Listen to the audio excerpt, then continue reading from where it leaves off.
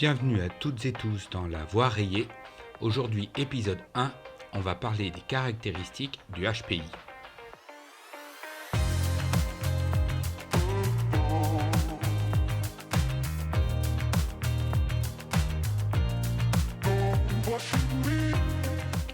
Surdoué, multipotentiel, haut potentiel intellectuel, philo-cognitif, haut quotient intellectuel, zèbre, précoce.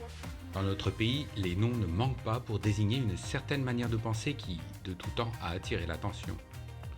Surtout, n'allez pas croire que le haut potentiel intellectuel date d'hier, ni même du siècle dernier, quand on a commencé à mesurer le QI.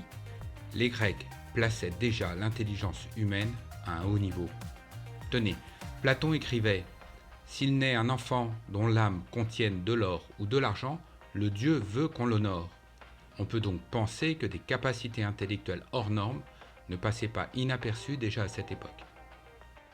Au Moyen-Âge, on appelait ces enfants des puer senex, des enfants vieillards, tant leur maturité les faisait paraître plus âgés. Ceux qui étaient repérés entraient d'ailleurs le plus souvent dans les monastères. Anecdote historique en passant. La première école spéciale pour enfants remarquables aurait été fondée par un sultan ottoman du XVIe siècle qui se nommait Mehmet II. Mais la postérité retient surtout de lui son art de la guerre, donc je doute qu'on crée un jour une école pour HPI avec son nom. Revenons en France. Montaigne a lui aussi évoqué l'existence d'enfants plus doués que les autres. Il disait qu'ils avaient le goût pour l'étude. Il proposait de développer une pédagogie innovante pour eux. Vous voyez que l'adaptation de l'enseignement ne date pas vraiment d'hier. Le concept de haut potentiel prend véritablement sa place au début du XXe siècle, quand pour détecter les déficiences mentales, les psychologues ont développé les tests de QI. En France, ils s'appelaient Binet et Simon. Les plus utilisés actuellement sont ceux de Wechsler.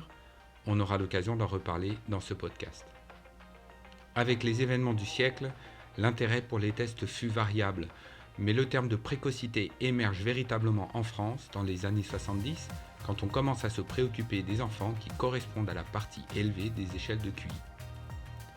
Mais on peut dire que ce profil est sorti au grand jour avec le livre de Jeanne Siofachin, qui leur a attribué le mot de zèbre. Depuis, le haut potentiel, le HPI et tous les noms en circulation font verser beaucoup d'encre.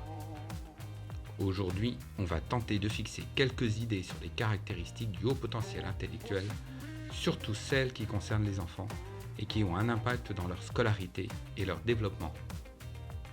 Bienvenue dans La Voix rayée, c'est l'épisode 1.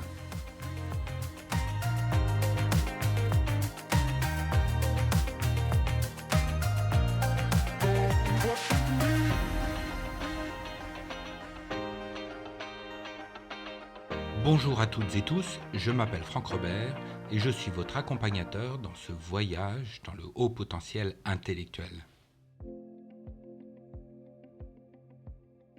Bon, des caractéristiques de HPI, il y en a beaucoup, pour la simple et bonne raison que chacun est unique et qu'il a développé les siennes, plus ou moins. Mais on peut citer des caractéristiques documentées qu'on retrouve régulièrement dans la littérature sur le haut potentiel. Alors attention, ces caractéristiques, tout le monde les a. Les neurotypiques et les neuroatypiques, bien évidemment. Mais les HPI, par la nature du profil cognitif qui est le leur, vivent ces caractéristiques de manière plus intense. Première caractéristique, le sens. Ça devrait vous parler normalement.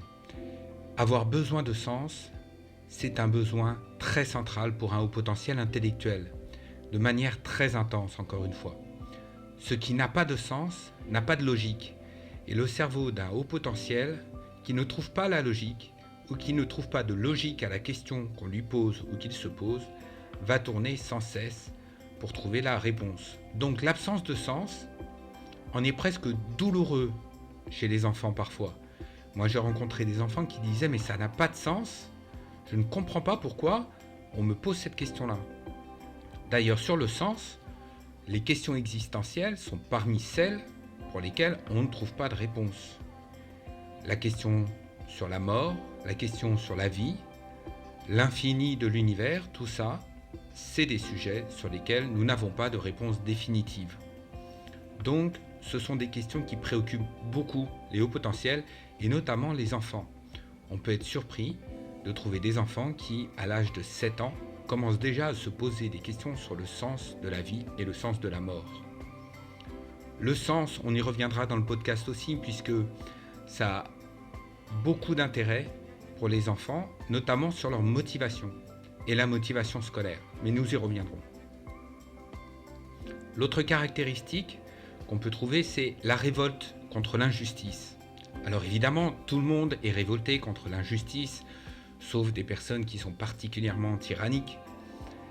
Mais chez le haut potentiel, l'injustice va provoquer une réaction assez intense, assez profonde. Alors pourquoi ? Parce que l'injustice, c'est une absence de sens. C'est illogique de faire quelque chose qui est injuste dans l'esprit d'un haut potentiel. Donc, nous avons vu que l'absence de sens a un impact très important sur la réflexion. Donc, l'injustice a un impact très important sur le bien-être, et notamment chez les enfants à qui il manque beaucoup d'expérience de vie encore. L'injustice chez le haut potentiel va provoquer 2 conséquences la plupart du temps. La première, c'est de tenter de réparer l'injustice. Alors en allant voir la personne qui la commet, l'injustice, ou en faisant une action qui va pouvoir réparer l'injustice. Ça n'est pas simple, parfois.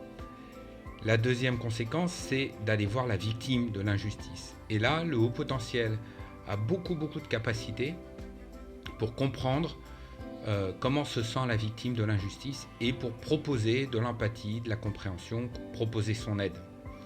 Donc l'injustice chez le haut potentiel, ça provoque des réactions intenses. Troisième caractéristique, la capacité d'adaptation. Là, je crois que vous serez aussi d'accord, les enfants à haut potentiel montrent des capacités de s'adapter à de nombreuses situations et souvent sont très curieux, veulent essayer beaucoup de choses. Alors, ils essayent beaucoup de choses, ils ont des passions, ils développent des passions, souvent, voire même tout le temps, mais ils aiment bien tout essayer aussi. Alors, ça ne veut pas dire qu'ils vont le faire pendant des années forcément.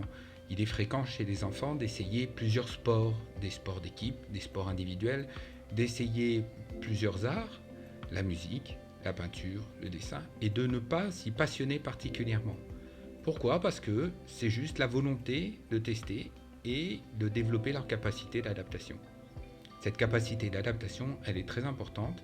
Elle va augmenter au fur et à mesure des années. Et un enfant qui a confiance en lui, dont l'estime de soi est bien construite et plutôt robuste, va pouvoir s'adapter dans beaucoup de situations quand il deviendra adulte. La prochaine caractéristique dont j'aimerais vous parler, c'est la pensée foisonnante. Alors habituellement, on parle de la pensée arborescente chez le haut potentiel intellectuel. Alors ça n'est pas la dernière des polémiques concernant les caractéristiques pour le haut potentiel intellectuel. On a dit que les HPI avaient une pensée arborescente quand les neurotypiques avaient une pensée linéaire. On sait maintenant que c'est une aberration, ça n'est pas le cas. Tout le monde a priori une pensée arborescente. Une pensée arborescente, c'est quand une idée produit plusieurs idées et que à chaque idée nouvelle correspondent 2 nouvelles idées, un peu comme monte un arbre dans le ciel. Chez le haut potentiel, cette pensée arborescente est surtout très foisonnante. La façon dont fonctionne le cerveau fait que chaque idée va vraiment produire beaucoup de nouvelles idées, notamment des idées créatives et notamment des idées qu'on dit hors de la boîte, out of the box. C'est une expression qu'on aime beaucoup quand on est au potentiel. Cette pensée, elle est foisonnante, elle produit beaucoup d'idées, mais elle est aussi permanente, comme une sorte de bruit à l'intérieur du cerveau. Il y a toujours des réflexions, beaucoup d'idées qui sont tout le temps à venir dans la pensée des hauts potentiels intellectuels. Et les enfants sont concernés très tôt. Ils ont ces pensées qui sont permanentes dans la journée, dès le réveil. Et à chaque moment de la journée, ils vont penser à plein de choses. Dès que leurs sens vont capter des informations autour d'eux, eh bien la pensée va produire des idées. Donc la pensée foisonnante, c'est quelque chose aussi qui est caractéristique du haut potentiel intellectuel et qui chez les enfants peut être véritablement perturbant pour la concentration perturbant pour l'attention, mais également très fatigant. Donc il faut bien penser que vos enfants à haut potentiel intellectuel face à vous pensent tout le temps et à des milliers de choses dans la journée. Probablement comme vous, mais à leur âge, ils n'ont pas encore suffisamment d'expérience pour pouvoir faire baisser l'intensité, faire baisser la pression dans leur cerveau. On a repéré également une certaine forme de perfectionnisme chez le haut potentiel intellectuel. Alors, chez les enfants, quand on parle de perfectionnisme, la plupart du temps, j'ai des parents qui me regardent avec un petit sourire en coin, voire les sourcils qui se lèvent, parce que les enfants ne produisent pas toujours une haute qualité de travail scolaire, et c'est comme ça qu'on évalue en fait l'implication, l'engagement des enfants. Il ne faut pas s'y tromper. Un enfant à haut potentiel intellectuel va avoir du perfectionnisme dans les activités qui le motivent, dans des activités qui sont autour de sa passion ou une activité qui a du sens, qui va lui permettre de développer des connaissances, des compétences, des aptitudes et qui donc va lui fournir une grande motivation. Et là, l'enfant va aller très très loin dans son niveau de réalisation. On parlera certainement du perfectionnisme dans un autre épisode parce que c'est trop vaste et c'est trop important pour juste en parler rapidement aujourd'hui. Mais pensez que même si votre enfant ne vous fournit pas un haut niveau de réalisation pour le travail scolaire, ça ne veut pas dire qu'il n'est pas perfectionniste. Et ce perfectionnisme, ça gâche vraiment la vie des enfants parfois. Ça leur prend du temps et parfois même, vous le verrez, ça les bloque dans la motivation pour faire un travail scolaire de façon assez paradoxale. Avec le perfectionnisme, il y a un goût assez prononcé chez les HPI pour la procrastination. Et oui, la procrastination, dont on nous parle beaucoup, notamment les sociologues, au niveau du travail. Il y a des articles qui sortent, des analyses. Dernièrement encore dans Cerveau et Psychologie, je voyais un article sur la procrastination. Alors, on en parlera encore une fois dans un autre épisode, mais la procrastination chez les hauts potentiels, il n'y a pas de raison de se sentir coupable, d'avoir de la culpabilité autour de la procrastination. C'est même, à mes yeux, un mode de fonctionnement qui est naturel, voire même nécessaire, en lien avec le perfectionnisme. Donc si vous procrastinez beaucoup, si vous voyez votre enfant procrastiner beaucoup, bien sûr, ça peut être parce qu'il a la flemme de faire ce que vous lui demandez, mais c'est aussi parce qu'il attend le dernier moment pour produire ce que vous lui avez demandé. Parce que le dernier moment, c'est souvent le meilleur moment pour un cerveau à haut potentiel pour mettre toutes les idées à plat, les organiser et finalement faire le job au dernier moment. Voilà, quand vous pensez à vos enfants, je pense que ces caractéristiques devraient commencer à résonner avec votre vécu. Encore une fois, chaque enfant est unique et développe sa propre identité. Mais si on garde à l'esprit qu'un enfant HPI est à la recherche de sens, la plupart du temps, cette première caractéristique dont je vous ai parlé, vous avouerez que ça éclaire quand même pas mal de choses.